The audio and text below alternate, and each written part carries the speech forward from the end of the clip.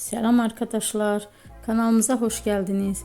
Bugün yine sizler için sevilen oyuncularımız Can Yaman ve Demet Özdemir'den güzel sempatik fotolar hazırladık. Demet Özdemir, sana bir sır vereceğim.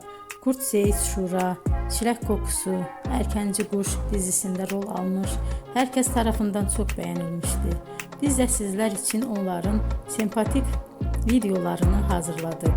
Bu muhteşem videoların devam etmesini istiyorsanız bol yorum yazıp ve bildirimi her zaman açık bırakın ki videolarımız ilk önce siz görün. Hoşça kalın arkadaşlar.